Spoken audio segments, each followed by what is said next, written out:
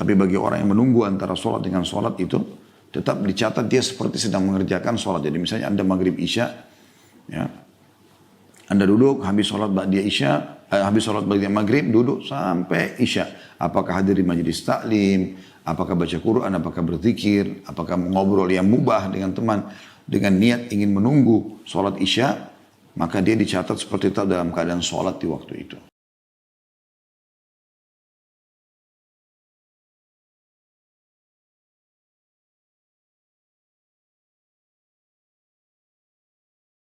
Sekarang kita masuk kepada keutamaan berdiam di masjid dari maghrib hingga isya.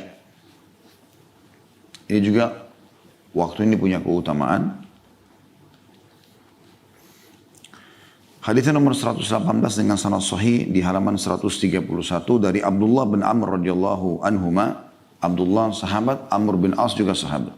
Dia menuturkan, "Shallaina ma'a Rasulillah sallallahu alaihi wasallam al-maghriba, wa raja'a man raja' wa aqaba man aqab. Faja'a Rasulullah SAW musri'an qad hafazahu an-nafas wa qad hasara ala rukbatayhi faqala abshiru hadha rabbukum qad fataha baban min abwabis sama'i yubahi bikumul malaika yaqulu unzuru ila ibadi qad qadaw faridatan wa hum yantadiruna ukhra."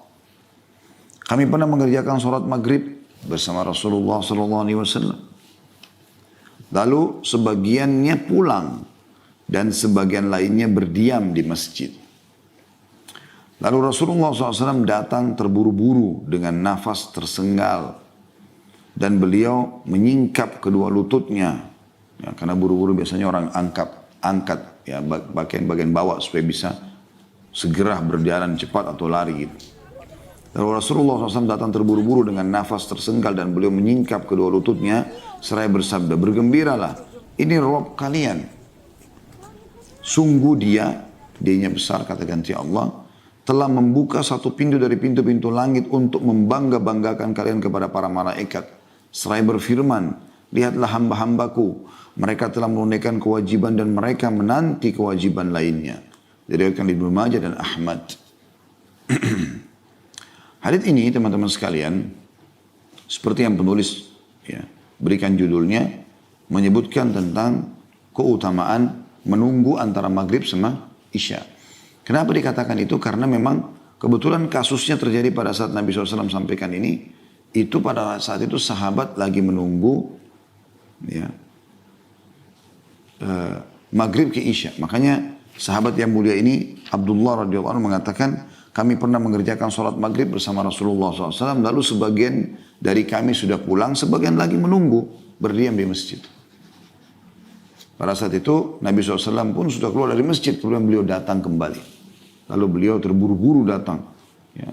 Lalu menyampaikan bahwasanya bergembiralah, Rabb kalian ya, telah membuka suatu pintu dari pintu-pintu langit untuk membanggakan kalian karena perbuatan kalian ini kepada para malaikat. Sambil berfirman atau seraya berfirman, lihatlah hamba-hambaku, mereka telah menunaikan kewajiban maghrib dan mereka menanti kewajiban lainnya, isya. Itu yang dimaksud di sini. Hadis ini seperti biasa teman-teman, coba kita bedah. Pertama sekali potongan hadis adalah perkataan Abdullah bin Amr radhiyallahu anhuma, "Shallaina ma'a Rasulillah sallallahu alaihi wasallam al-maghriba." Yang dimaksud di sini adalah kami sholat bersama Nabi SAW, maksudnya berjamaah di masjid. Ya. Karena memang tradisi Nabi SAW tidak pernah meninggalkan sholat di masjid. Ya. Kecuali memang dalam keadaan ada udur-udur syar'i, safar, sakit dan seterusnya.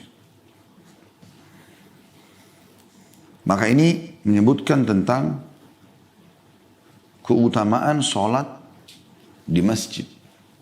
Terutama bagi laki-laki, dan kita sudah tahu banyak sekali hadis tentang masalah keutamaan sholat berjamaah di masjid.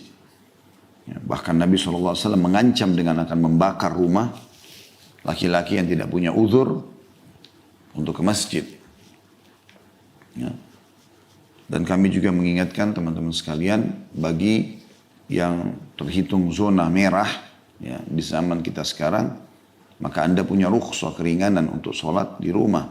Tapi zona yang masih hijau, dan pemerintah memberikan gambaran inilah zona hijau, Anda boleh saja sholat di masjid. Ya.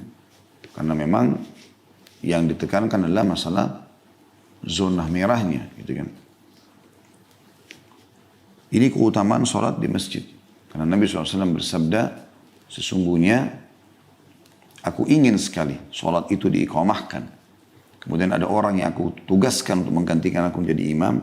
Kemudian aku keluar, ya, membawa kayu bakar dan akan membakar rumah orang-orang yang tidak ke masjid. Dan sudah masyhur hadis tentang Abdullah bin Maktum radhiyallahu anhu yang buta matanya, tidak bisa jalan karena buta, kecuali ada panduan ataupun beliau jalan sendiri, tapi hati-hati sekali. Yang datang kepada Nabi SAW lalu minta izin, ya Rasulullah boleh nggak saya sholat di rumah?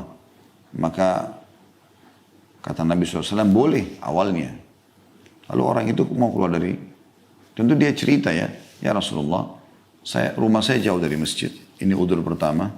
Yang kedua, mata saya buta nggak ada yang pandu. Yang kedua, yang ketiga, di antara rumah saya sama masjid banyak binatang buas. Entah apa ini tapi bisa menerkam, bisa membunuh saya tiba-tiba. Gitu. Maka boleh nggak saya sholat di rumah? Udzurnya banyak.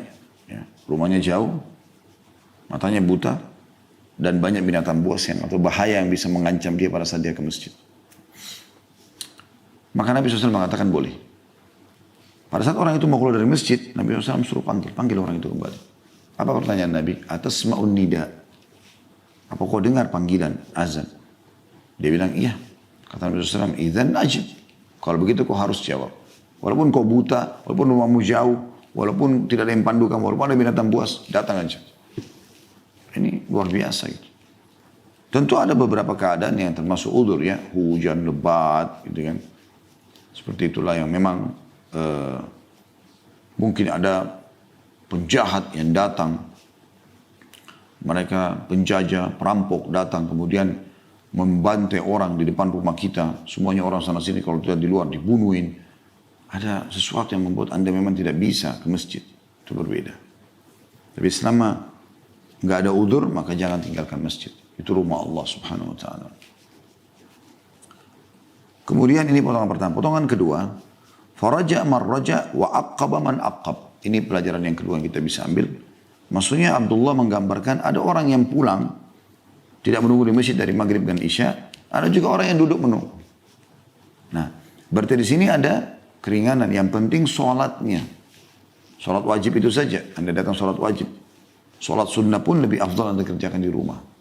Karena ada hadis Nabi SAW yang berbunyi, ya, sholat itu lebih afdal dikerjakan di rumah kecuali maktuba. Kecuali sholat yang wajib 5 waktu. Itu dianjurkan di masjid. Seperti itulah. Maka ini potongan kedua. Artinya yang penting setelah sholat Anda boleh pulang. Anda juga boleh nunggu di masjid. Bebas saja.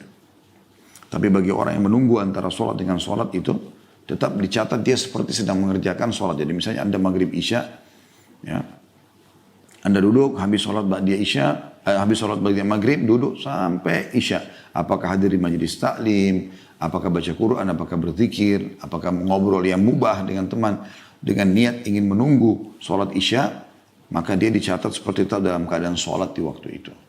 Sebagaimana hadis sahih menjelaskan itu ya.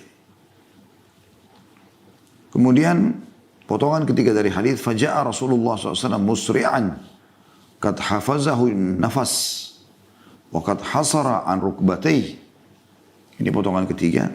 Maka tiba-tiba Rasulullah SAW datang kepada kami dengan terburu-buru dan dengan nafas senggal tadi atau terengah-engah karena buru-burunya. Biasa orang kalau buru-buru ya maka nafasnya lebih kencang gitu kan. Dan beliau telah mengangkat atau menyingkap lututnya karena biasanya orang kalau buru-buru supaya tidak jatuh ya bajunya diangkat karena di zaman dulu ya yang disebutkan adalah mereka menggunakan izar dan rida, mirip sama kain ihram itu ya. Kain sarung kita gitu-gitu ya.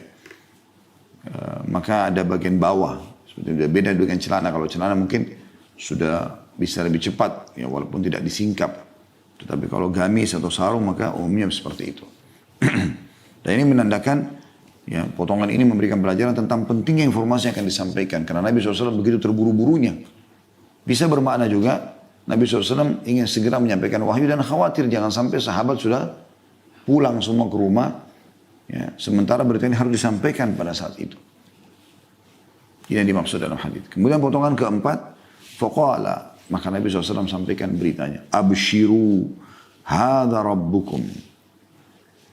Terimalah berita gembira, ini Tuhan kalian telah menyampaikan sesuatu. Nah, kalimat abshiru ini jadi pelajaran buat kita sendiri. Yaitu teman-teman sekalian, kita dianjurkan untuk menyampaikan berita gembira. Selalu menggembirakan. Makanya Nabi SAW mengatakan, basyiru wala tudaffiru. Sampaikan berita gembira dan jangan kalian membuat orang lari. Selalu sampaikan berita gembira. Anda mau orang sholat sementara dia tidak sholat. Anda mau dia puasa sementara dia tidak puasa. Maka apa yang Anda lakukan? Sampaikan keutamaannya. Motivasi. Apa yang dia dapat kalau dia sholat. Apa yang dia dapat kalau dia puasa. Apa yang dia dapat kalau dia zikir. Apa yang dia dapat kalau dia berdoa. Itu namanya basyir.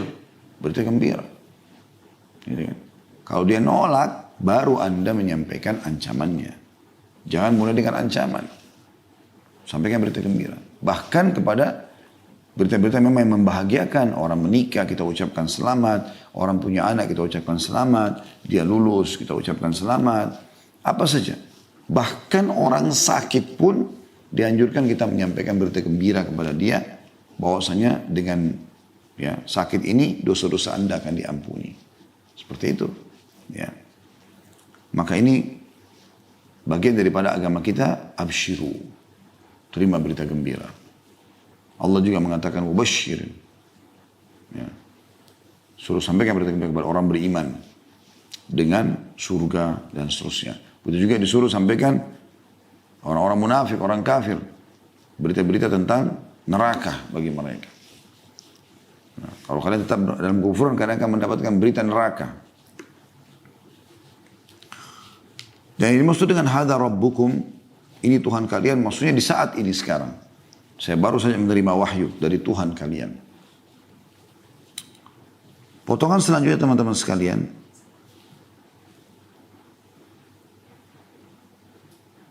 Jadi potongan ketiga tadi ya. Potongan keempat sekarang. Qad fataha baban min abwabis sama'i yubahi bikumul malaika. Telah membuka pintu-pintu langit. Atau salah satu dari pintu-pintu langit. Untuk membanggakan di depan para malaikat. Dan ini mirip dengan hadis tentang masalah zikir. Majelis ilmu. Di mana Nabi SAW mengatakan masalah itu ya. Allah SWT berfirman hadis qudsi. Kalau hambaku mengingatku di dirinya sendiri, maka aku akan mengingatnya juga di zatku. Ya. Dan kalau dia mengingatku di depan orang-orang, maka aku pun akan menyebutkan dan membanggakan dia di hadapan yang lebih baik daripada golongan yang ada di hadapan dia itu. Maksudnya para malaikat. Dan ini menggambarkan teman-teman sekalian bagaimana Allah SWT membanggakan hamba-hambanya yang saleh dan salihah. Yang beramal baik. Yang patuh. Ya. Salah satunya adalah di sini dikatakan, ya, potongan yang kelima, yaqul. Allah berfirman. Ini juga ada penetapan sifat berbicaranya Allah SWT. Unduru ila ibadi. Lihatlah ke hamba-hambaku itu. Qad qadaw faridatan wa hum yantadhiruna ukhra. Mereka telah menjalankan kewajiban dan mereka menunggu kewajiban yang selanjutnya. Di dalam sebuah hadis yang lain kata Nabi SAW, Allah SWT berfirman, ya, tidak ada sesuatu yang lebih aku cintai daripada apa yang telah aku wajibkan kepada kalian atau kepada hamba-hambaku. Ya. Artinya memang yang wajib ini adalah yang didahulukan tentunya. Yang wajib yang didahulukan. Baik teman-teman sekalian, hadits ini memberikan gambaran kepada kita tentang keutamaan sholat maghrib dan isya. Ya. Tetapi yang saya lihat adalah di antara dua sholat ini, kan tadi itu menunggu ya antara sholat maghrib dan isya. Bisa juga masuk maknanya adalah keutamaan ini masuk kepada semua waktu sholat. Jadi misalnya Anda menunggu dari duhur ke asar, asar ke maghrib, maghrib ke isya, isya ke subuh. Semua ini punya keutamaan yang sama. Allah Subhanahu wa taala membangga-banggakan kita di hadapan para malaikat tersebut. Tapi kalau kita bicara masalah sholat isya, apalagi berjamaah, tadi sudah kita singgung subuh ya. Ada bab khusus ditulis oleh An-Nawawi dalam kitab Riyadhus Shalihinnya nomor 192, bab dorongan untuk menghadiri sholat subuh dan isya berjamaah. Ada 3 buah hadis yang diangkat oleh beliau, atau tepatnya 4 buah hadis ya, tapi 3 yang dinomori, diberikan nomor urut, yaitu nomor 1078 dari Utsman bin Affan radhiyallahu anhu. Beliau berkata, saya mendengar Rasulullah SAW bersabda, man shallal isya'a fi jama'ah faka'annama qama nisfal lail, wa man shalla subha fi jama'ah faka'annama shallal laila kullah. Artinya, barang siapa yang melaksanakan sholat isya berjamaah, maka seolah-olah dia sholat separuh malam. Anda bayangkan dari mulai maghrib sampai pertengahan malam, seperti ada sholat non-stop. Salam, bangun lagi takbir, begitu terus. Dengan sholat berjamaah isya. Dan barang siapa yang melaksanakan sholat subuh berjamaah, maka seakan-akan dia telah sholat semalam suntuk, diriwayatkan oleh Muslim. Maksudnya dia telah menyempurnakan setengah yang tersisa. Sebagaimana riwayat Tirmidzi dari Utsman bin Affan radhiyallahu anhu, beliau berkata Rasulullah SAW bersabda, man syahida al-isya'a fi jama'ah kana lahu qiyamu nisfi lailah, wa man shalla al-isya'a wal fajra fi jama'ah kana lahu ka qiyami lailah. Barang siapa yang menghadiri sholat isya berjamaah, ya, jadi ini mungkin bisa jadi saksi bahasan kita, ya, menunggu antara maghrib sama isya hanya karena supaya jangan kehilangan sholat isya'nya, ya, karena punya keutamaan tersendiri. Barang siapa yang menghadiri sholat isya berjamaah, ini juga menyebutkan tentang keutamaan sholat berjamaah di masjid, ya, dijaga. Maka dia mendapatkan pahala sholat separuh malam. Dan barang siapa yang melaksanakan sholat isya dan subuh berjamaah, maka dia mendapatkan pahala sholat semalam suntuk. Hadis ini disebutkan oleh Tirmidzi dengan dinyatakan hadis ini hasan sahih. Hadis ini teman-teman sekalian menyebutkan tentang keutamaan tadi. Karena kan kita sedang bahas tentang sholat isya. Sholat isya. Ya. Selanjutnya, Imam Nawawi mengangkat hadis nomor 1079 dari Abu Hurairah radhiyallahu anhu bahwasanya Rasulullah SAW bersabda, "Walau ya'lamuna ma fil atamati was subhi la atauhuma walau habwa." Seandainya mereka orang-orang mengetahui keutamaan yang ada pada sholat isya dan subuh, pasti mereka akan mendatanginya ke masjid mengerjakan berjamaah, ya, atau tepat waktu meskipun dengan merangkak. Hadis ini riwayat Bukhari Muslim. Di rumah pun dia tidak akan tunda itu. Begitu azan langsung sholat. Ya. Juga dalam hadis nomor 1080, dan ini hadis terakhir dalam masalah keutamaan sholat isya. Dari Abu Hurairah radhiyallahu anhu, Rasulullah SAW bersabda, "Laisa sholatun athqala 'alal munafiqina min sholatil fajri wal isya. Walau ya'lamuna ma fihi ma la'atuhuma walau habwa." Maksud saya tadi adalah sholat subuh dan isya, ya. Karena kita tadi menyinggung sholat subuh sebelumnya dan asar, kemudian ada juga maghrib dan isya, ya. Tapi kita di sini gabungan daripada hadis-hadis ini. Kata Rasulullah SAW, tidak ada sholat berjamaah yang lebih berat bagi orang-orang munafik daripada sholat subuh dan isya. Ini waktu di mana mereka tidur, pulas.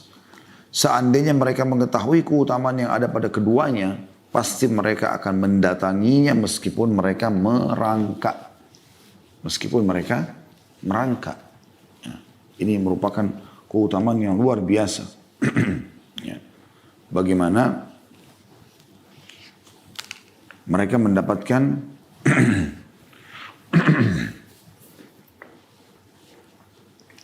keutamaan dengan mengerjakan sholat isya di masjid, maka mereka mendapatkan pahala yang sangat besar. Karena kalau orang mengetahui, mereka tidak bisa datangi kecuali merangkak, mereka akan merangkak. Dan mereka akan merangkak menuju mengerjakan sholat isya itu. Tinggal teman-teman saya mau tambahkan tentang masalah sholat sunnah dulu. Sedikit berhubungan dengan maghrib ini, ya. Tentu sholat umumnya, sholat sunnah, kita sudah tahu seperti sholat sunnatul fajr, sholat qabliyah duhur, ba'diyah duhur, ya. Qabliyah asar juga ada, dan qabliyah maghrib atau maghrib Ada ba'diyah maghrib, qabliyah maghrib, qabliyah dan ba'diyah maghrib, ada qabliyah dan ba'diyah isya. Cuma khusus masalah qabliyah maghrib ini, ada sebagian masjid saya lihat di sini, pada saat sholat, itu mereka langsung iqamah. Bahkan pernah waktu itu, ada yang menyatakan kepada saya, tidak ada sholat sunnah qabliyah maghrib. Nah, Imam Nawawi rahimahullah mengangkat khusus bab nomor 201, bab sholat sunnah sebelum dan sesudah maghrib. Hadisnya nomor 1129 dari Abdullah bin Mughaffar radhiyallahu anhu dari Nabi SAW, beliau bersabda, "Shallu qabla al-maghrib, qala fi ats-tsalitsah liman syaa." Salatlah sebelum maghrib. Beliau mengulangi 3 kali dan pada kali yang ketiga beliau bersabda, bagi yang menghendakinya. Tapi kan ada perintahnya, gitu kan? Ada perintahnya. Kemudian juga dalam hadis yang lain nomor 1130, kalau tadi itu hadis diriwayatkan oleh Bukhari ya. Juga hadis riwayat Bukhari nomor 1130 dari kitab Riyadhus Shalihin dari Anas radhiyallahu anhu, beliau berkata, "Laqad ra'aitu kibara ashabi Rasulillah SAW yabtadiruna as-sawariya 'inda al-maghrib." Saya menyaksikan sendiri, kata Anas bin Malik, sahabat-sahabat senior Rasulullah SAW yang dari awal-awal masuk Islam, penuh dengan keimanan hati mereka, berebut tiang-tiang masjid di waktu maghrib. Hadis ini riwayat Bukhari. Ya. Ini maksudnya adalah Masjid Nabawi tentunya. Ini menyebutkan tentang keutamaan sholat qabliyah maghribnya dan juga sholat maghribnya. Mereka bagaimana tidak pernah ketinggalan mengejar tiang-tiang masjid, maksudnya supaya mereka punya sutra. Tempat mereka sholat di depannya ada tiangnya, karena memang itu bagian daripada agama kita. Juga hadis nomor 1131 dari Anas radhiyallahu anhu, beliau berkata, "Kunna nusalli ala ahdi Rasulillah sallallahu alaihi wasallam raka'ataini ba'da ghurubi syams qabla al-maghrib. Faqila akana Rasulullah sallallahu alaihi wasallam sallahuma? Qala kana yarana nusallihima falam ya'murna wa lam yanhana." Pada masa Rasulullah SAW kami biasa sholat 2 rakaat setelah terbenamnya matahari sebelum maghrib. Ditanyakan kepada beliau, apakah Rasulullah SAW melakukan sholat 2 rakaat itu?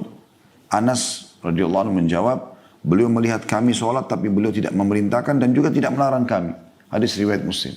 Maksudnya boleh dikerjakan. Dan yang terakhir nomor hadis 1132 dari Anas radhiyallahu anhu, beliau berkata, "Kunna bil Madinah فإذا أذن المؤذن لصلاة المغرب ابتدروا السواري فركعوا ركعتين حتى إن الرجل الغريب لا يدخل المسجد فيحسب أن الصلاة قد صليت من كثرة من يصليهما."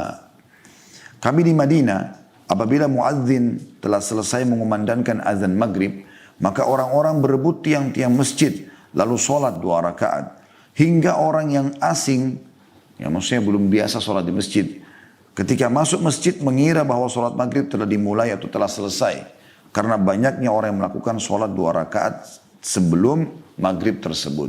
Hadis ini diriwayatkan oleh Imam Muslim. Ya, oleh karena itu teman-teman sekalian, antara azan dan iqamah maghrib jangan buru-buru.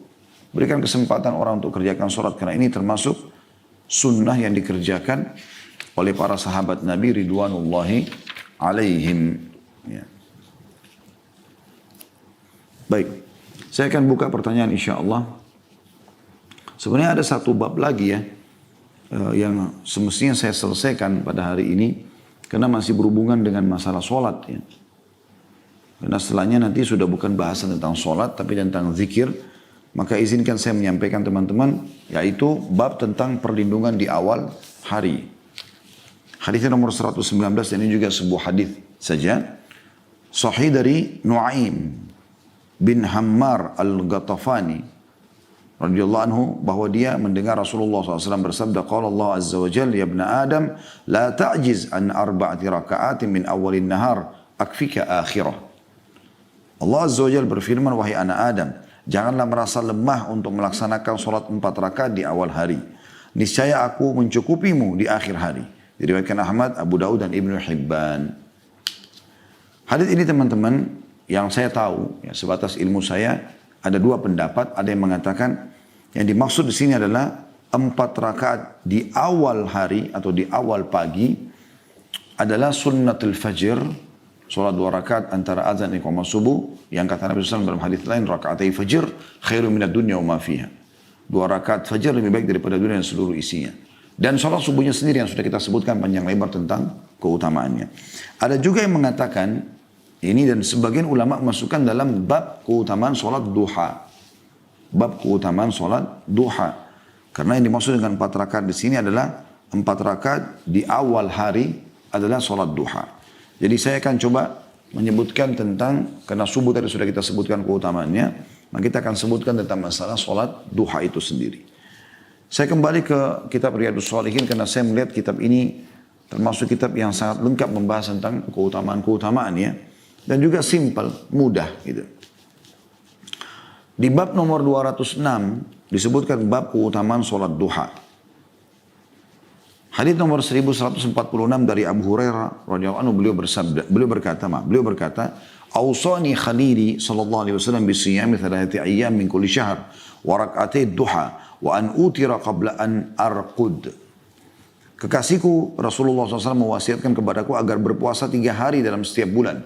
Puasa Ayyamul Bid yang masyhur 13, 14, 15 tentunya dari setiap bulan. Kalau tidak bisa boleh tanggal berapa saja tapi berurut, usahakan berurut ya.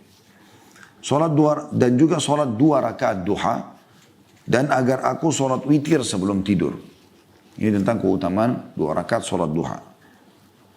Nanti akan kita hubungkan kenapa kok Ustaz bilang hadis ini tentang 4 rakaat masuk dalam duha. Nanti akan kita jelaskan insyaallah. Kemudian juga hadis tentang keutamaan duha kalau 2 rakaatnya ya. Hadis nomor 1147 dari Abu Dzar radhiyallahu anhu dari Nabi SAW bahwasanya beliau bersabda, "Yusbihu ala kulli sulama min ahadikum sadaqah, fa kullu tasbihatin sadaqah, wa kullu tahmidatin sadaqah, wa kullu tahlilatin sadaqah, wa kullu takbiratin sadaqah, wa amrun bil ma'rufi sadaqah, wa nahyun 'anil munkari sadaqah, wa yujzi'u min dzalika rak'atani yarqa'uhuma min ad-duha." Setiap persendian seseorang di antara kalian berkewajiban disedekahkan setiap paginya. Setiap tasbih adalah sedekah, setiap tahmid adalah sedekah, setiap tahlil adalah sedekah, setiap takbir adalah sedekah, amar ma'ruf adalah sedekah, nahi munkar adalah sedekah, dan 2 rakaat di waktu duha mencukupi semua itu. Hadis riwayat Muslim. Nah, tentang 4 rakaatnya ada hadis setelahnya. Hadis nomor 1148 dari Aisyah radhiyallahu anha, beliau berkata, "Yusalli duha arba'an wa yazidu ma Allah." Bahwasanya Rasulullah SAW biasa melaksanakan sholat duha 4 rakaat dan menambahkan sesuai yang Allah kehendaki. Diriwayatkan oleh Imam Muslim.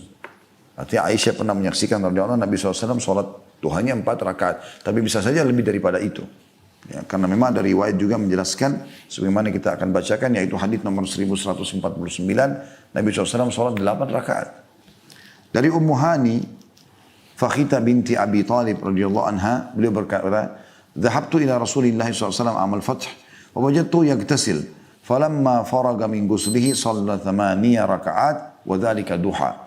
Aku pergi kepada Rasulullah SAW ketika peristiwa Fathu Makkah atau pembebasan kota Mekah ya. Ternyata aku mendapati beliau sedang mandi atau selesai mandi atau sedang mandi. Manakala beliau selesai mandi, maka beliau sholat 8 rakaat dan itu adalah di waktu duha. Hadis ini muttafaqun alaihi. Tentu tentang waktu duha, masyhur masalah ini ya. Yang jelas sudah mulai terasa oleh anak unta panasnya terik. Atau kita mungkin sudah merasakan adanya terik matahari. Disebutkan dalam sebuah hadis nomor 1150 dari Riyadhus Shalihin dari Zaid bin Arqam radhiyallahu anhu, annahu ra'a qauman yusalluna min ad-duha faqala ama laqad alimu anna as-salata fi ghairi hadhihi as-sa'a afdal. Inna Rasulullah SAW qala salatul awwabin hina tarmadul fisal. Bahwasanya beliau melihat orang-orang melaksanakan salat duha di awal waktunya. Ya. Maka beliau berkata, apakah mereka belum tahu bahwa sholat bukan di waktu ini adalah lebih utama? Maksudnya sedikit dibiarkan matahari terbit, udah pasti terang, udah mulai terik gitu kan. Sesungguhnya Rasulullah SAW bersabda, sholat awwabin. Awwabin adalah orang-orang yang senantiasa kembali dari kelalaian kepada zikir. Dari dosa menuju taubat.